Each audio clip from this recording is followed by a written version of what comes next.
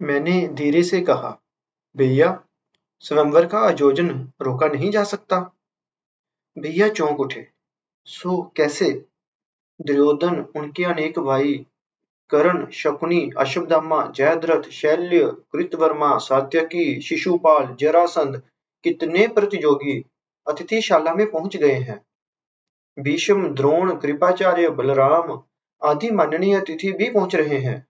अंग, भंग, कलिंग, चोल, पांड्य, मगध, कौशल, हस्तिनापुर, मद्र, कंबोज, गांधार आदि सभी राज्यों के विद्वान पंडित पहुंच गए हैं। अब स्थगित की बात करने पर उनका घोर अपमान होगा। उनकी सम्मिलित शक्ति के आगे पांचाल को हार माननी पड़ेगी। पांचाल पर घोर विपत्ति आ जाएगी। अतः देश के मंगल और उनका सम्मान रखने के लिए स्वयंवर सभा निर्दिष्ट तिथि बाहर लगन में ही अनुष्ठित होगी। इसके अलावा उपाय नहीं।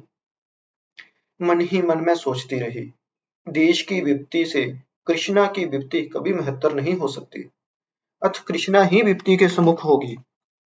पर वह विपत्ति कितनी भयंकर होगी, मेरे सिवा और कौन समझ सकेगा। मैंने दीर्घ सांस छोड़कर कहा, एक ही बात है। ऐसे भी चिरकुमारी रहती, वैसे स्वयंवर की शर्त कोई पूरी नहीं कर सकेगा। अतः कुमारी ही रहूंगी। बस देश की विपत्ति टल जाएगी। पांचाल शत्रु शून्य हो जाएगा। भाई ने कहा, संभव है ऐसा ही हो। वे अपनी शक्ति लेकर लौट जाएं। हम क्यों उनकी शक्ति की सीमा निर्धारित करें।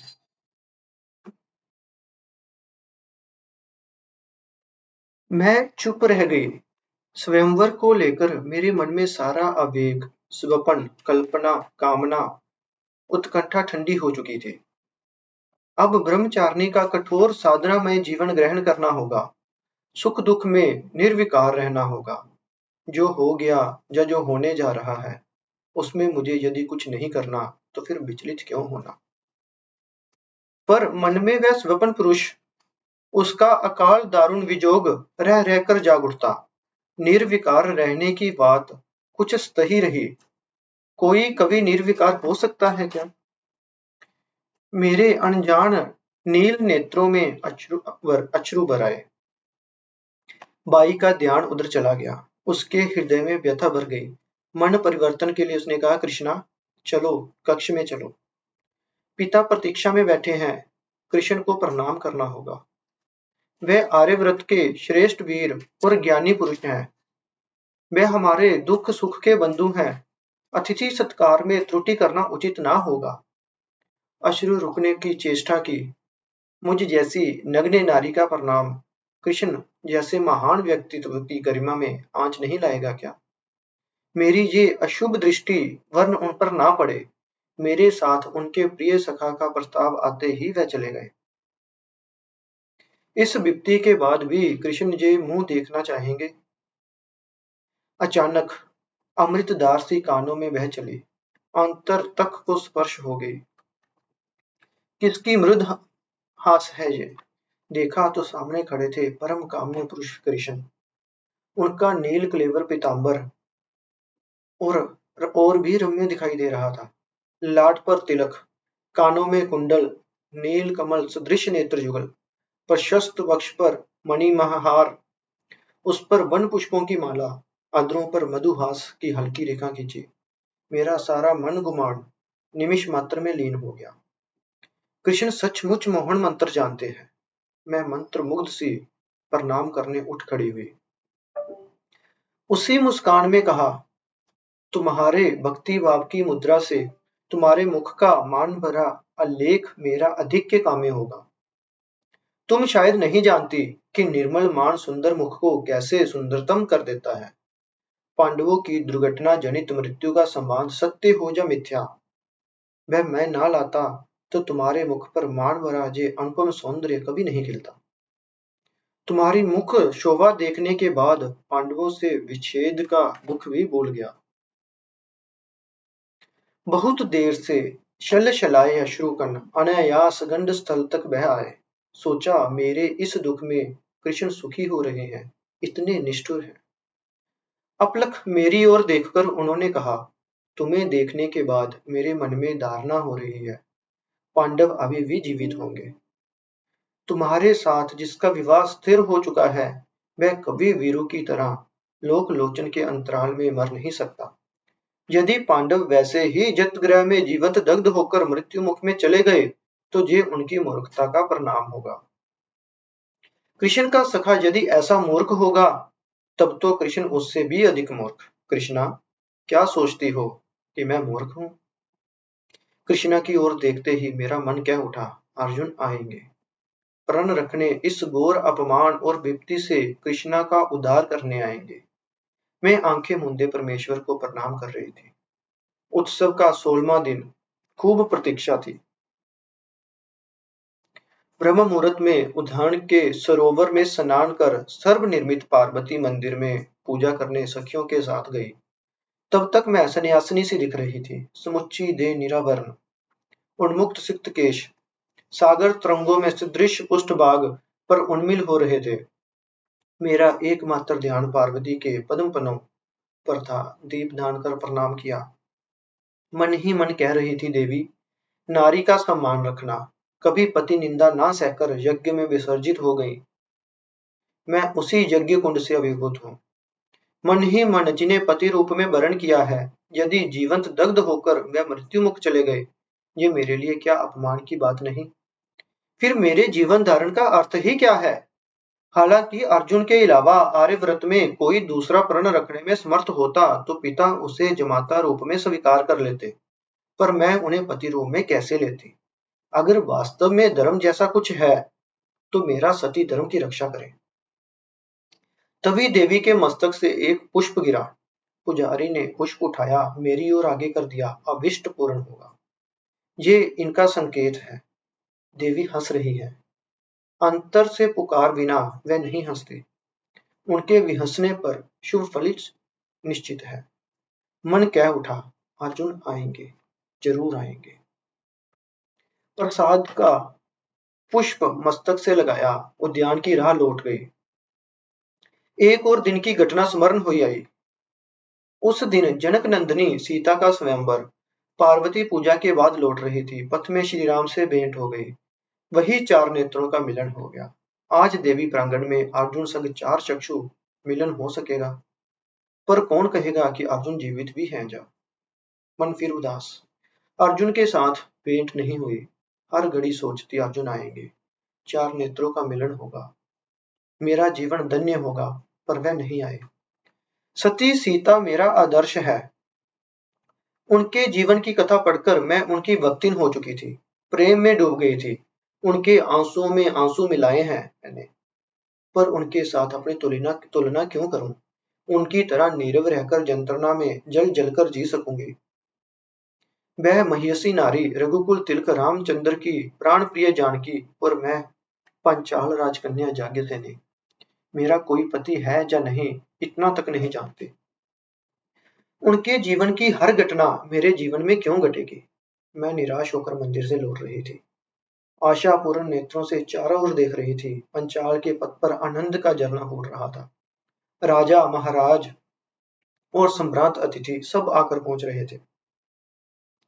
उनमें पांचों पांडवों का कहीं पता न था, और कोई अतिथि आना बाकी न था।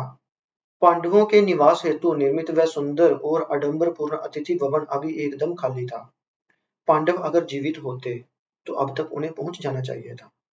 पूर्व आवाहन में होगी संदर्भ सभा, अब और आने का कोई संभावना भी नहीं है। राजपथ के किनारे किनारे वृक्ष रोपे हैं। नूतन पत्र, पुष्प एवं फल बार से वृक्ष अलंकार मंडित अवगुठन भरी पूर्ण नारी की तरह शोभित हो रहे थे। शुक, सारिका, कोकिल आदि को पूर्व में ही हो रहे उत्सव का संकेत मिल रहा था। मधुर काकली में जन मन हर लेते। उत्सव के संगीत में सबके स्वर मिलकर मानो कि वह अपना कर्तव्य निभा रहे हैं। अतिथि भवन के सामने स्वच्छ जलाशय में राजहंस कलोल करते तैर रहे हैं। अतिथिगण देखकर मुग्ध हो जाते। आकाश मेघ रहित है, फिर भी स्थान स्थान पर मयूर नृत्य कर नृत्य गीत में अंशदान कर रहे हैं। मानो नर्तकियों के साथ प्रतियोगिता में लीन है। उद्यान के सखियों के साथ पंच विहार के किनारे किनारे से मैं लौट रही थी। इतना पता तो चल ही जाएगा कि पांडव लौटे या नहीं। वृक्ष लताओं के बीच से दूर से पंच विहार अत्यंत मनोरम दिख रहा था। अतिथि भवन की रंगशाला में नर्तकियां नृत्य कर रही थी। विभिन्न रंग के आलोकों में सजा पंच विहार अभी भी वैसे ही जगमगा रहा था। द्वार देश के तोरण रंग बिरंगे पुष्पों से मंडित थे। स्वर्ण स्थल में पुष्पहार के लिए अतिथि स्वागत हेतु सुंदर नगरियां अभी भी प्रतीक्षा में थी। किसी भी क्षण पांडवों का आगमन हो सकता है। पांडव जीवित ही दग्ध हो सकते हैं, इस बात का विश्वास पांचाल देश में पेड़ पौधों तक को भी नहीं था। सुसज्जित अतिथि भवन देखकर मन में लगा पांडव आते ही होंगे और अवश्य आएंगे। अतिथि भवन में वह कैसी मनोरम मूर्ति है। रंग बिरंगे पुष्प उद्यान में नील मेघ वर्णी वह कौन युवक है। अर्जुन? मैं ठीक से देख नहीं पा रही थी। हृदय का कंपन बढ़ गया। कोई सखी कह रही थी, आह, कृष्ण जी कल सारी रात अर्जुन की प्रतीक्षा करते पंच विहार में अनिद्र रहे। निराशा में जे सद्य विकसित नील इंदिवर कैसा मलान दिख रहा है। सच अर्जुन और उनके चारों भाई पुर से लौटेंगे। कृष्ण कैसे बातुल से प्रतीक्षा में बैठे हैं। सुनते ही मेरे नेत्र अश्रु से सिक्त हो गए। धारणा और भी दृढ़ हो गई कि पार्वती पूजन सफल नहीं हुआ। हमारे पांव की रुनझुन ध्वनि सुन कृष्ण भी पथ पर आ गए। मुझे देखकर कहा, कृष्णा, इस पृथ्वी पर मनुष्य ही सर्वाधिक दुख पाता है, क्योंकि सुख में डूबकर भी वह दुख आपद की आशंका करता रहता है। दुख में लीन रहते समय भी कुछ लोग सुख की कल्पना करते हैं। हाँ, दुख में भी सुख छिपा रहता है। तुम्हारे नेत्रों के अश्रु उसी को प्रमाणित कर रहे हैं। मैंने अश्रुल नेत्र उठा के कृष्ण की ओर एक बार देखा। कृष्ण ने मृदु मुस्कान में कहा, तुम्हारे ये अश्रु बिंदु उदित सूर्य की संधूरी रश्मियों के ऊपर फलित कर रहे हैं, तुम्हारे मुख की शोभा बढ़ा रहे हैं, और इन अश्रु कणों का मूल्य भी बढ़ता जा रहा है। सूर्य रश्मि स्वयं महिमाएं होती जा रही है। वह कितनी रमणीय हो रही है। अथ जीवन में अश्रु का भी मूल्य है। अश्रु मोचन का भी एक सौंदर्य है। ठीक वैसे ही दुख का भी मूल्य है। दुख के पीछे निगदित है सुख। जो घटित होने जा रहा है वह तो होगा ही।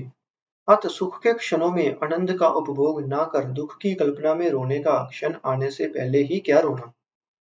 मैं कुछ न कह सकी। कृष्ण को प्रणाम किया। अपने दुख का ही अर्घ दे रही थी। उन्हें दुख के अलावा मेरे हृदय में और कुछ ना था। आज अनुभव कर रही थी कि जैसे हृदय कुछ हल्का हो गया है। स्वर्ण निमित पंच प्रतियोगी राजा आसन ग्रहण कर चुके थे। समग्र सभा स्थल मूल्यवान चंदोवे से मंडित थी।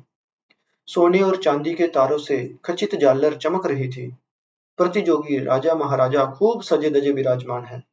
सब स्वयं को कृष्णा के योग्य समझ आह्लादित हो रहे हैं। पंडित और विद्वान विशिष्ट आसनों पर हैं। ब्राह्मणों के लिए स्वतंत्र व्यवस्था की हुई है। नगर के दर्शकों और पुर नारियों के बैठने के लिए एक और अलग से व्यवस्था की हुई थी। नगर के दर्शक प्रजाजन सुंदर वस्त्रालंकारों में सज्जित हैं। उनका मंच इस प्रकार निर्मित है, सभा स्थल को देख वह सके और उन्हें कोई ना देख सके। पर मुझे सबके सम्मुख उपस्थित होना पड़ेगा, क्योंकि मैं स्वयंवरा हूं। मुझे सबके सम्मुख प्रदर्शित होना ही होगा। मेरा रूप और शोभा देखकर प्रतियोगी स्वयं ही शक्ति संचार करेंगे।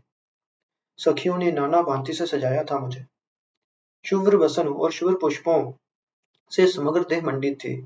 दर्पण में स्वयं अपना प्रतिबिंब देखकर सोचने लगी, श्वेत वर्ण के पुष्प उद्यान में इतने रमणीय क्यों नहीं दिखते। मेरी देह की पद्म गंध के साथ चंदन और सुवासित इत्र मिलकर संपूर्ण सभा स्थल को सुवासित करने में समर्थ थे। शुभ वसन और शुभ पुष्पों के प्रति मेरी रुचि सर्वाधिक रही है। आज सखियों ने सिर्फ हीरक अलंकारों से ही मुझे सज्जित किया था।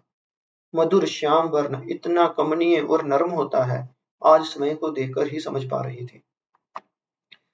सखियों के साथ पुष्प शोभित पालकी में बैठकर धृष्टद्युम्न के साथ मैं सभा स्थल में प्रवेश किया। थमते ही भाई के निर्देश पर मैं पालकी से बाहर पांव रखे। मेरी उपस्थिति मात्र से संपूर्ण सभा स्थल में मधुर गुंजारण भर गया। युवक, वृद्ध, ब्राह्मण, क्षत्रिय, स्त्री, पुरुष सब स्तब्ध होकर मेरे श्यामल सौंदर्य का निरीक्षण करने लगे। दृष्टि नत किए मैं धीरे धीरे नियत स्थान की ओर बढ़ी। इतने पुरुषों की लोलुप दृष्टि मुझे लज्जित किए दे रही थी। इच्छा हो रही थी अब गूंठन में मुंह ढांप लेती। सच जैसे मेरे मन की बात समझकर सभा स्थल में सज्जित पुष्प कुंडों को छोड़कर भ्रमर एक साथ मेरे चारों ओर ही नील उत्तरीय की तरह उड़ने लगे। उपस्थित राज्य वर्ग के दृष्टिपथ में भ्रमण अंतर्दय पैदा कर रहे थे। अत वह विचलित हो उठे। मेरी देह गंध को वह उत्कुंठ आदन कर रहे थे।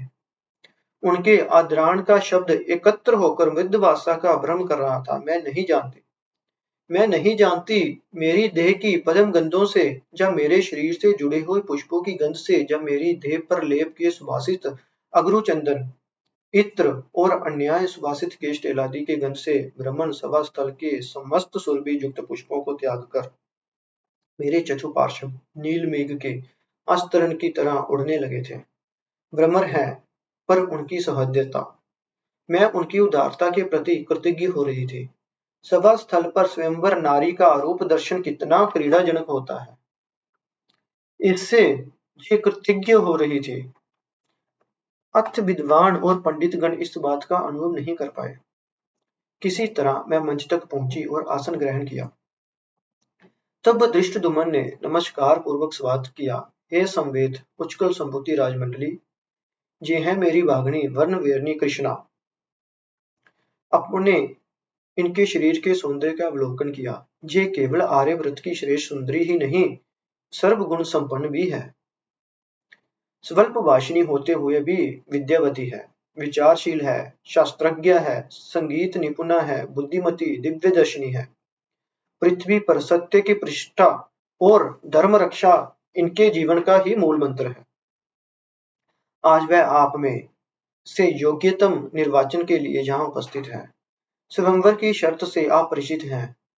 हे संवेद वीरजन, आप सब द्रौपदी के विवाह हेतु उत्सुक होकर आगे पधारे। अब आपके सम्मुख लक्ष्य और धनुष बाण रखे हैं। क्रमागत 5 बाणों में से जो चक्कर स्थित कनक मीन का चक्षु भेद कर उसे भूमिगत करेंगे, वह ही कृष्ण को प्राप्त कर सकेंगे। ये पर जे वीर उच्च कुल संबुद्ध होना चाहिए।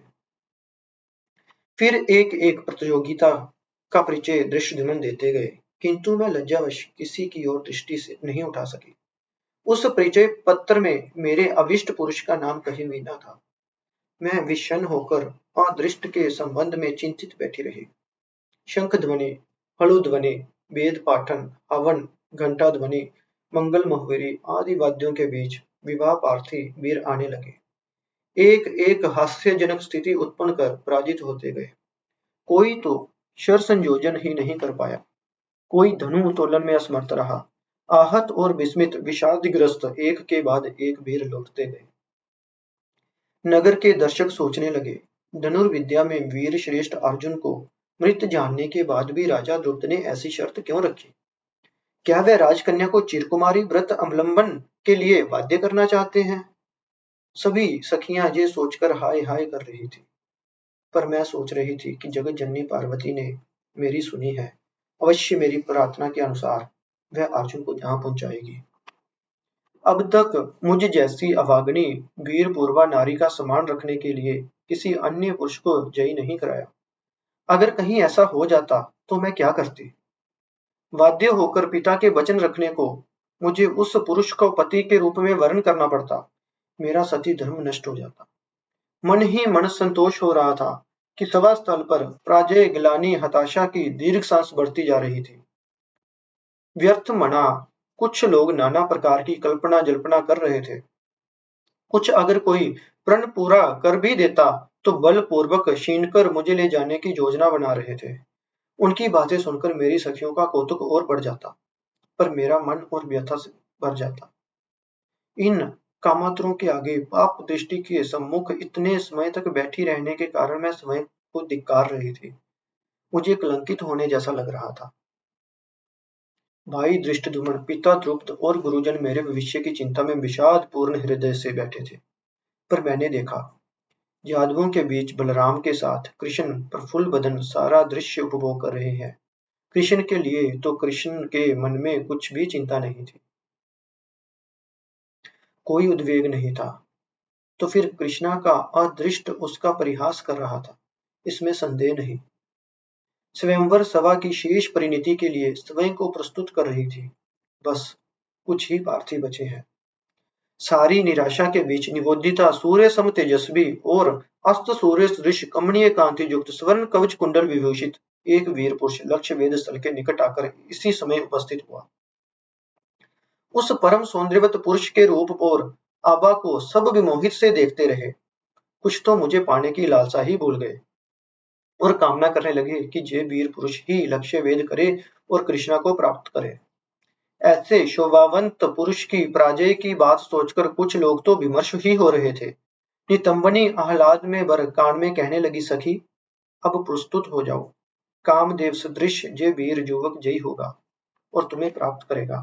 अचानक हृदय गति बढ़ गई। सोचा, यदि ये परम रूपवान युवक जयी हो जाते हैं तो अर्जुन के अलावा और कोई नहीं हो सकते। पार्वती ने अंतिम क्षणों में मनोकामना पूर्ण कर दी है। ये ही है कुंती पुत्र। कुंती पुत्र के सिवा लक्ष्य वेद कौन कर सकता है। शायद मैंने भी एक क्षण यही कामना की कि ये युवक ही जयी हो। युवक वीर ने कमनीय ढंग से धनुष धारण किया। शर संयोजन के लिए प्रस्तुत होने ही जा रहे थे कि सभा स्थल हर्ष और करतल ध्वनि से निनादित हो उठा। युवक और उत्साहित हो गए। शर संधान के पूर्व उसने सूर्य देव को नमस्कार किया। सबने सोचा, बस अगले क्षण युवक जयी हो जाएगा, युद्ध राजकन्या प्राप्त हुई ही समझो। अचानक ही दर्शकों में से किसी ने कहा, इस वीर का परिचय कौन है जे? स्वयंवर में एक प्रकार की शर्त थी कि पार्थी उच्च वंश का ही हो तो ही लक्ष्यवेद कृष्णा करके कृष्णा को पाने का अधिकारी होगा, नहीं तो नहीं हो सकता। धृष्टद्युम्न ने अचानक उच्च स्वर में कहा, प्रतियोगिता के नियम प्रारंभ में ही स्पष्ट कर दिए थे। सदकुल जात हुए बिना मेरी बहन उसका वरण नहीं कर सकती। सारथी अधिरथ और राधा पुत्र कर्ण कितना ही बड़ा वीर हो, मेरी बहन से विवाह नहीं कर सकता। धृष्टद्युम्न की बात सुनते ही कर्ण ने चुपचाप धनुष को यथास्थान रख दिया। विषण्ण वदन से आकाश की ओर देखा। इषत ढले मध्य आह्वान के सूर्य को देखता रहा। अचानक कोई मेघखंड आकर एक क्षण सूर्य को ढंक ले गया। उस नीरव अभियोग का साक्षात्कार करने को सूर्य प्रस्तुत न थे। कर्ण अपने स्थान पर लौट गए। एक बार त्रियंक दृष्टि से मेरी ओर देखा। कर्ण की वह विषादग्रस्त दृष्टि भी इतनी मनोरम थी कि सखियां भी अपने होश खो बैठी। मैं समय को अपराधिनी सी समझ रही थी। मुझे लगा इस विराट सभा स्थली में कर्ण के अपमान में मैं भी कुछ दायी हूँ। असंख्य राजाओं की प्रजा पराजय और कर्ण के अपमान के लिए स्वयंवर की ये अद्भुत शर्त ही दायी है। तो फिर मैं भी उसमें अंशदार क्यों न हुई। मेरे कारण इतने वीर पुरुषों को दुख पहुंचा है। विशेष कर्ण से वीर वंश परिचय की बात पर अपमानित हुए। अथ मेरे मन में भी खूब पश्चाताप था। वास्तविक में इस स्वयंवर की आवश्यकता ही क्यों पड़ी। मैं वीरपूर्वा सब जानते हैं, सब यही जानते हैं कि स्वयंवर की ये शर्त कृष्ण या अर्जुन के सिवा और कोई पूरी न कर सकेगा। अर्जुन मृत हैं, कृष्ण पार्थिव ही नहीं है। अत फल तो पूर्व निर्दिष्ट है। यद्यपि कर्ण जयी हो सकते, वह उच्च वंशी नहीं। ये सब जानकर भी सबने सामने प्रदर्शित कर सबको प्रलोभित करने की आवश्यकता ही क्या थी। सुंदर द्रव्य की ओर हर मनुष्य आकर्षित होता है। उससे अपना उसे अपना करने का स्वप्न देखता है। उचित मार्ग से ना पाकर अनुचित मार्ग से अधीनस्थ करने की चेष्टा करता है। लोभात्तर मनुष्य तब तक सही समझ नहीं पाता कि वह सुंदर वस्तु प्राप्त करने की शक्ति और सामर्थ्य उसमें है या नहीं। सारी चेष्टाओं के बाद भी विफल होकर वह दुखी हो जाता है। अतः आज लाखों राजाओं के दुख का कारण मैं हूँ। वीर कर्ण मस्तक नत किए धीरे धीरे लौट रहे हैं। मेघ खंड को भेद कर सूर्यदेव पुनः प्रकाशित हो गए। सभा स्थल पर कर्ण की ओर मैं भी अपमानित करने के लिए कुछ लोग कटुत छोड़ रहे थे। किसी ने कहा, ये है अंगेश, कौरव बंधु कर्णराज, वीर अर्जुन के एकमात्र समकक्ष योद्धा, पर पितृ परिचय से वंचित। अत लांछित हुए सारथी अधिरथ भी वास्तविक पिता नहीं है। सुना जाता है कि सारथी अद्रियत के जे पालित पुत्र है, अर्थात वीर कर्ण एक अवैध संतान है। किसी ने ऐसी टिप्पणी कर दी। अन्यथा और क्या, जिसकी पितृ परिचय नहीं है और वो हो ही क्या सकता है। दूसरे ने मंतव्य दिया। कर्ण मौन आगे बढ़ते गए। सारी टिप्पणियां कर्ण सुनते चले, निर्विकार भाव से सब ग्रहण कर गए। अपना कोई लाभ न होते देख कुछ लोग औरों को दुख देने में सुख पाते। कर्ण को अपमानित होकर लौटने का दृश्य अधिकांश ही लोगों को आनंद दे रहा था। कर्ण की वह विषादग्रस्त छवि मेरे हृदय को करुणा और सहानुभूति से आर्द्र कर गई। मैंने मन ही मन कहा, वीर कर्ण, तुम्हारा ये अपमान और लांछन, इसमें मेरी जरा भी भूमिका हो तो मुझे क्षमा करना। तुम्हारे अपमान की ज्वाला में मैं हृदय यंगम कर रही हूँ। इसके बाद लांछन और अपमान की बारी मेरी है। वर्ण वीरनी कृष्णा के लिए इस पृथ्वी पर कोई वर नहीं, वह क्या कम लांछन की बात है। कर्ण के बाद शिशुपाल, शल्य, जरासंध आदि सभी वीर पराजित हो गए। सभी पार्थी पिता की शरण को धिक्कार रहे थे। कृष्ण के लिए कोई और क्षत्रिय पार्थी अविष्ट न रहा। अब स्वयंवर सभा भंग हो सकती है। पिता और भैया खिज भरे विक्षण दिख रहे थे, पर कृष्ण का मुख सद्य प्रस्फुटित पुष्प हास्य और सर्क दिख रहा है। समझ गई, इस पृथ्वी पर निष्ठुरतम पुरुष कोई है तो ये कृष्ण ही है। स्वयंवर सभा की दारुण परिणति से एक निर्ही राजकन्या का भाग्य कैसे संकट में पड़ गया। लेकिन कृष्ण पर कोई तिल पर भी प्रभाव नहीं। कृष्ण क्या नहीं जानते हैं ये सब। अर्जुन यदि अल्पयायु होकर जन्मे थे तो मेरे लिए उन्हें क्यों चुना था। सभा समाप्त होने को थी। नृत्यवाद की ध्वनि बंद हो चुकी थी। अचानक सबके सामने देखा, कृष्ण ब्राह्मणों के बैठने के स्थान की ओर देखकर मृद मृद हंस रहे थे। एक तजोदीप्त ब्राह्मण युवक पार्थी के रूप में उपस्थित होने की अनुमति सभासदों से मांग रहा था। राजन्य वर्ग एक दर्शक सभी ब्राह्मण के स्थूल संगत, दीर्घ बाहु, प्रशांत वदन, सौंदर्य युक्त अंग, सुष्ठ आदित्य सूर्य सम उज्ज्वल कमल चक्षु की दीप्ति में कृत्रिव के चिन्ह स्पष्ट दिख रहे थे। असूयावश कुछ शेख के प्रतिवाद का स्तर उठाया। उपहास पूर्ण स्वर में कहा, जहां समर कुशल क्षत्रिय वीर हारकर में बैठे हैं, वहां एक भिक्षुक ब्राह्मण सफलता की आशा लेकर कैसे खड़ा हुआ। फिर कुछ शेख ने क्रुद्ध जर्जर स्वर में कहा, इस भिक्षुक ब्राह्मण की प्रतियोगिता में अवतीर्ण होने पर क्षत्रिय कुल का घोर अपमान होगा। वे हारेंगे। ये बात दिवारात्रि की तरह सत्य होने पर भी हम उनके भाग लेने पे दृढ़ विरोध करते हैं। ऐसे वाद विवाद के बीच विद्वानों और पंडितों ने कहा, क्षत्रियगण युद्ध करने में अव्यस्त हैं, अतः समर कुशल हो सकते हैं। वैसे ही ब्राह्मण मंत्र पाठ के अभ्यस्त हैं, अतः शस्त्र होते हुए भी और उच्चारण शुद्धि प्राप्त कर लेते हैं। इसका अर्थ नहीं कि कोई क्षत्रिय अभ्यास करे तो शुद्ध पाठ नहीं कर सकेगा। जहाँ ब्राह्मण धनुर्विद्या में पारदर्शी नहीं दिखा सकता। ब्राह्मण परशुराम यदि पृथ्वी के क्षत्रियों को परास्त कर सके तो आज ये युवक विजय क्यों नहीं हो सकता। जन्म नहीं, कर्म और साधन ही मनुष्य के व्यक्तित्व को निर्धारित करते हैं। वह अत्यंत उच्च अभिलाषी रूप सौंदर्य वर्ण ब्राह्मण युवक निर्द्वंद प्रतियोगिताओं में भाग ले सकते हैं। पंडितों की अनुमति के बाद युवक लक्ष्य वेद के मंडप के निकट आकर खड़ा हो गया। उसका रूप दर्शन करते ही मेरा निराशय पूर्ण हृदय में तड़ित स्रोत सा बह गया।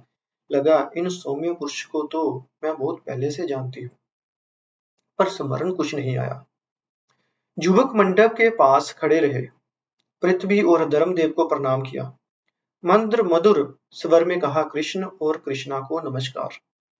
सबने विस्मय में भरकर सोचा, कृष्ण दिव्य दृष्टा और आर्यव्रत के श्रेष्ठ पुरुष हैं, अतः ब्राह्मण द्वारा उनको नमस्कार युक्ति संगत ही है। पर जो राजकन्या कुछ क्षण बाद इस युवक की पत्नी हो सकती है, उसे नमस्कार करना क्या यथोचित है। जो ब्राह्मण युवक साधारण सी बात से अपरिचित है, ये सूक्ष्म कौशल पूर्ण धनुर्विद्या हासिल करेंगे। इस संबंध में प्रमोद जागना स्वाभाविक है। किसी असहिष्णु ने भाव पत्नी को ही नमस्कार करने की बात पर ब्राह्मण को व्यंग और हास्यास्पद बताया। तभी कृष्ण ने उच्च स्वर में कहा, कृष्णा को नमस्कार करके ब्राह्मण युवक ने अपने दिव्य ज्ञान का परिचय दिया है। जब तक प्रण पूरा नहीं कर लेते तब तक कृष्णा पांचाल देश की राजकुमारी राजकन्या है। कोई भी नारी उम्र जाति धर्म देश से ऊपर वह पुरुष द्वारा वंदनीय है। कारण नारी शक्ति अंश से जन्मी है। शक्ति पूजन के बिना वीर का परिचय असंभव है। अत इन ज्ञानी युवकों ने कृष्ण को प्रणाम शक्ति माता की वंदना की है। यदि कृष्ण की व्याख्या से संतुष्ट हो गए, मेरे मन में ऐसे ज्ञानी युवक के प्रति श्रद्धा भाव बढ़ गए। मन ही मन सोचने लगी, इन युवक के प्रति कृष्ण इतने संवेदनशील क्यों?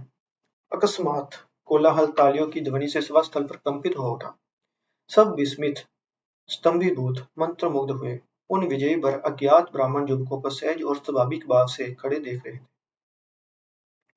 सबको उन्होंने पुनः प्रणाम किया। पल भर में क्रोध क्रमश 5 छर छोड़कर चक्कर स्थित कनकमीन का नयन भेद कर उसे भूमि पर उतार दिया। चारों ओर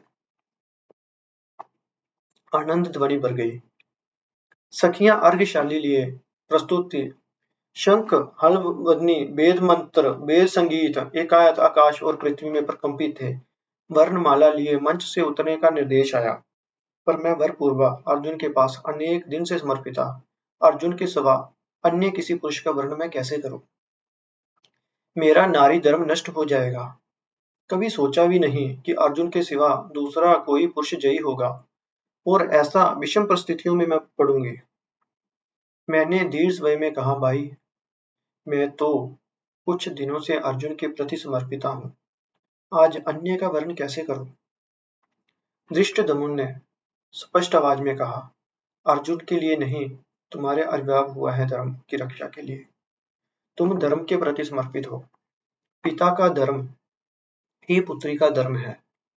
पिता के सत्य की रक्षा करने ही रामचंद्र वनवास गए थे। राजा द्रुपद आर्यव्रत के श्रेष्ठ वीर के जमाता बनना चाहते थे।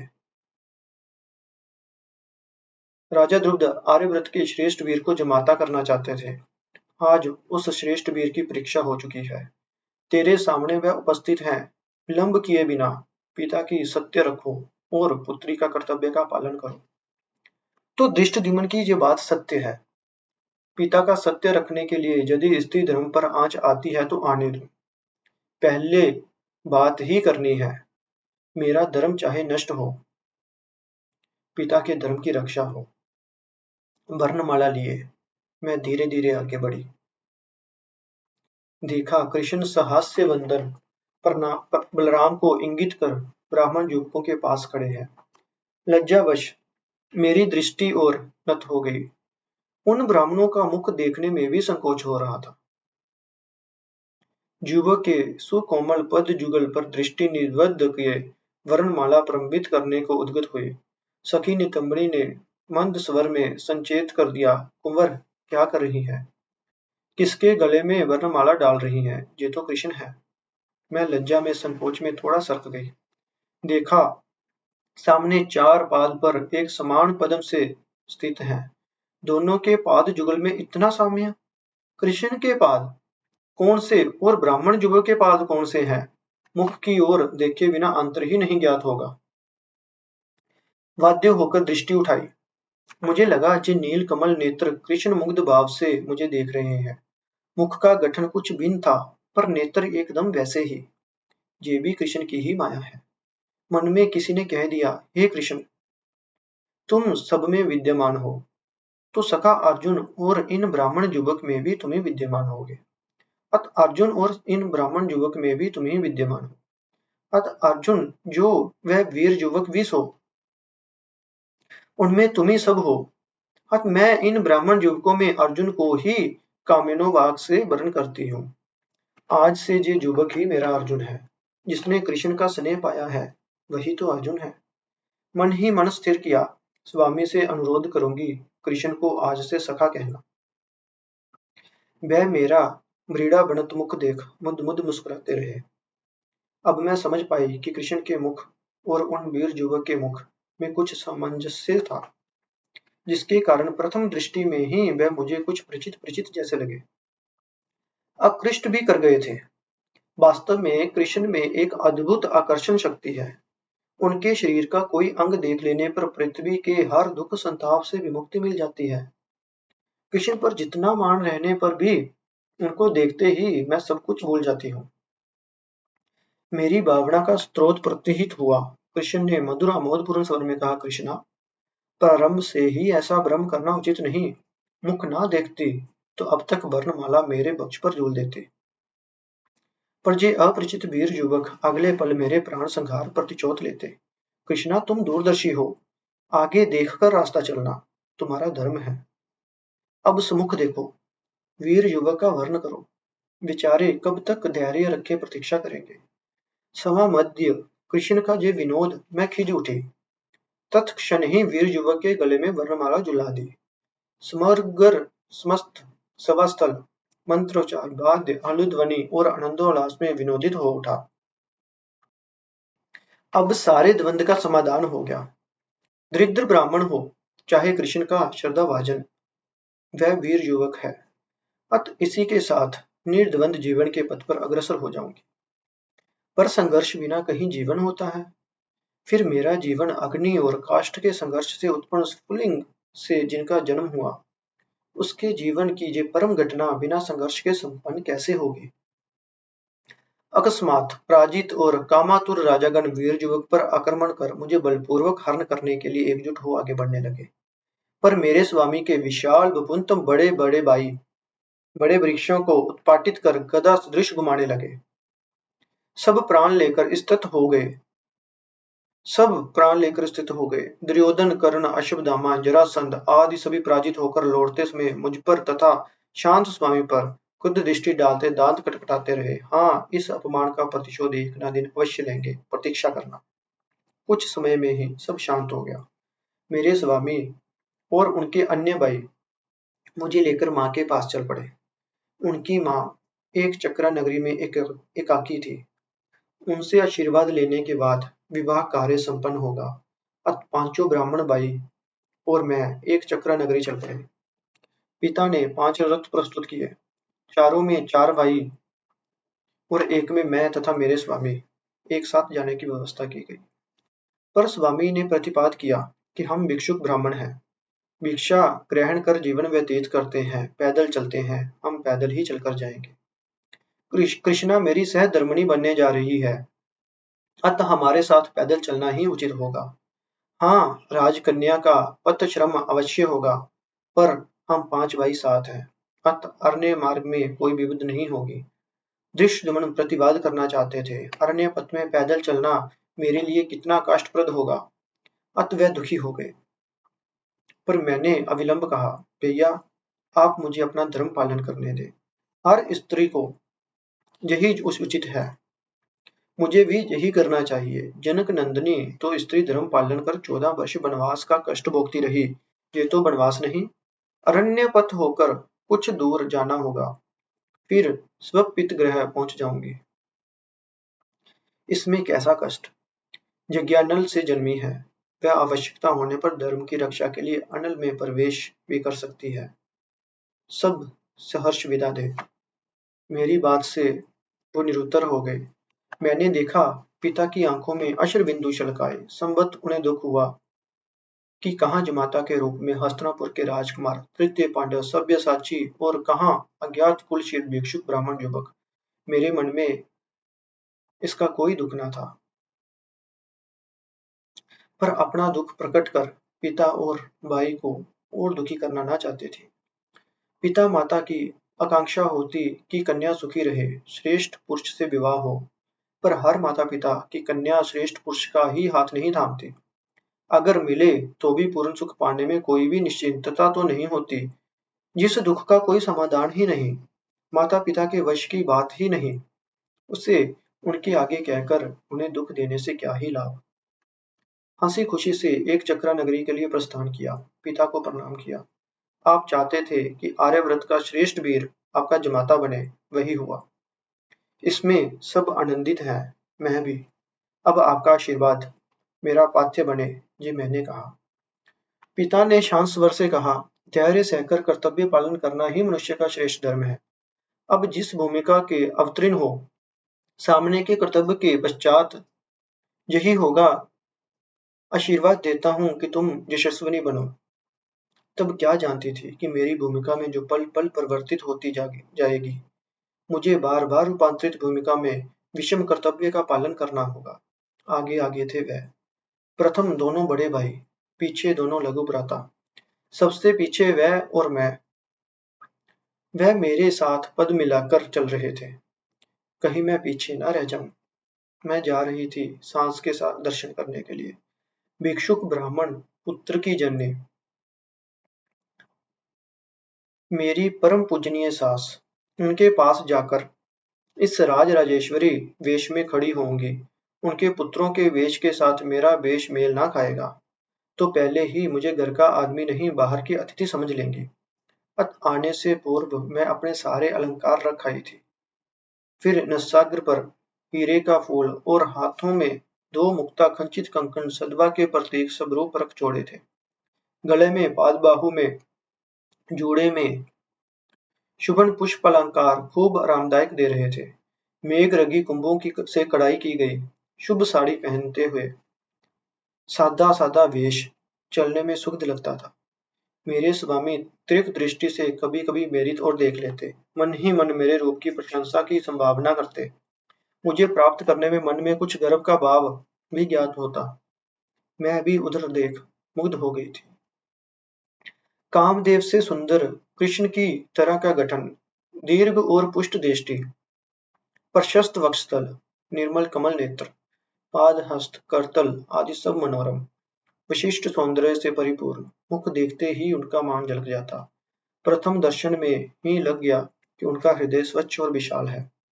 उदारता एवं सहिष्णुता में वह पृथ्वी पर अनुपम ही हो सकते हैं।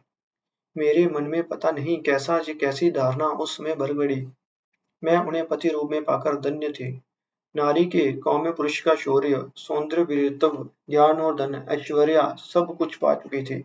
सिर्फ ऐश्वर्य ही रह गया था। स्थूल दृष्टि से देखा जाए तो लगेगा वह ऐश्वर्य के अधिकारी नहीं है। सूक्ष्म भाव से देखें तो स्पष्ट होगा कि समस्त ऐश्वर्य के अधिकारी हैं। पुरुष के जो गुण होते हैं उनमें सब वर्तमान थे। चाहे तो वो पृथ्वी के अधिकारी बन सकेंगे, सारे राजाओं को परास्त कर हर ऐश्वर्य के अधिकारी बन सकेंगे। स्वयंवर से अद्भुत शर्त पूरी की है, ऐश्वर्य फिर उनके लिए कोई बड़ी बात न होगी। अथच वह सन्यासी की तरह निर्डम्बर और जोगी ऋषि की तरह उदासीन है। अत वह भिक्षुक है, दरिद्र मानो कि उनकी महानता बढ़ा रहा है। ऐसा वीर पुरुष दरिद्र, ये उनकी महानुभावता के अलावा और कुछ नहीं। मैं राह चल रही थी, मन ही मन पति को पृथ्वी का श्रेष्ठ पुरुष प्रतिपादन करने के लिए युक्ति तर्क करती। शायद पति का दारिद्र्य कुछ कष्ट दे रहा था, पर उससे मन की महानुभावता सोचकर प्रबोध दे रही थी स्वयं को। क्लांति लग रही थी। अरण्य पथ पर मेरे कोमल पाद लड़खड़ाने लगे। कटंकित पांवों से रक्त झरने लगा और वह अलक्त रेखा में जो मिल जाता तो वह तुरंत पति को उसका पता चल जाता। कितना भी कष्ट हो मैंने कुछ न बताया। अत उन्हें कुछ पता न चला। स्वेद बिंदु शुभ वसन और सितक्त करने लगे तो पति ने कहा, बहुत कष्ट हो रहा है, वास्तव में दुखी हूँ। भिक्षुक ब्राह्मण राजकन्या को वर्ण करे वह उचित नहीं। वास्तव में मेरे पहले अन्य कई तुम्हें विजय कर ले जाता तो फिर मैं क्यों लक्ष्य भेद करता। हम तो आए थे राजकन्या के स्वयंवर में दाल भोजन आदि प्राप्त करने की आशा से, और राजकन्या ही प्राप्त होगी, ये तो विधि की विडंबना के अलावा और क्या ही हो सकता है। मैं वैसे ही स्वल्पवासिनी हूँ, फिर स्वल्प परिचित पति के साथ प्रगल्भा बालकी की तरह कुछ कहने में कुंठा लग रही थी। मैंने बस यही कहा कि जो विधि का निर्देश है वही सत्य है। अत मिथ्या बातों के लिए अनुचिंता करने का क्या ही लाभ, वरन जो हो गया उसी के लिए आनंदित होने में सार्थकता है। पति ने अत्यंत स्नेह स्वर में कहा, द्रुपद राजनंदिनी, तुम्हें पाकर धन्य हूँ। सलज्ज स्वर में मैंने कहा, यही मेरे लिए भी सत्य है। पथ में एक पत्थर से पांव टकराकर मैं गिरती हुई बची। दोनों बाहु बढ़ाकर संभाल लिया था। लज्जा से स्वयं को ठीक किया। सौजन्य के साथ कहा, देवी कृष्णा, अब तक मैंने विधि पूर्वक तुम्हारा पाणी ग्रहण नहीं किया। माँ से आशीर्वाद पाने के बाद हमारा विवाह होगा। तुम्हें यदि आपत्ति ना हो, मेरा हाथ पकड़कर दुर्गम वन अतिक्रम हो सकती है। इतना कह अपना बलिष्ठ और कमनीय हाथ मेरी ओर बढ़ा दिया। मैंने निसंकोच उनके हाथ पर अपनी हथेली रख दी। जो मुझे न्यायत जय कर चुका है, उसके लिए मेरे पास और अधिक क्या रहा। हम दोनों हाथ थामे चलने लगे। अब मैं हृदयंगम कर सकी कि देवी जानकी ने राजप्रसाद त्याग कर प्रभु रामचंद्र के साथ वन जाना क्यों चुना। वह भी जगजननी अत अवश्य जानती ही होगी कि पति का हाथ थाम दुर्गम वन पथ पर चलने में कितना रोमांच है, कितनी परिपूर्णता और परम आनंद है। चलते चलते पति ने कहा, सुना था कि तृतीय पांडव को जमाता बनाने का संकल्प किया था राजा द्रुपद ने। इसमें राजकुमारी की भी सम्मति थी, पर दुर्भाग्यवश 5 पांडव मृत्यु मुख में पड़े और अंत में एक दरिद्र ब्राह्मण को जमाता बनाने को बाध्य हुए। सभी पांचाल देशवासी राजकुमारी कृष्णा के लिए मर्महत हैं। इसमें तुम्हें कोई कष्ट तो नहीं हुआ? समझ गई थी कि वीर युवक मेरी परीक्षा कर रहे हैं। मेरे मन में अर्जुन के प्रति जो दुर्बलता है, उसका कोई संकेत मिला है। क्या इन्हें अर्जुन से ईर्ष्या है? करे, इसमें अस्वाभाविकता ही क्या है। किसी सुंदर मूर्ति की ओर नारी आकर्षित हो जाए, वह भी उसके पति को सहन नहीं होता। पर वीर के मन में इतनी सी बात छिपी ना रह सकी। मैंने निसंकोच कह दिया, मेरे मन में दुख है, अपने लिए नहीं, उनके लिए।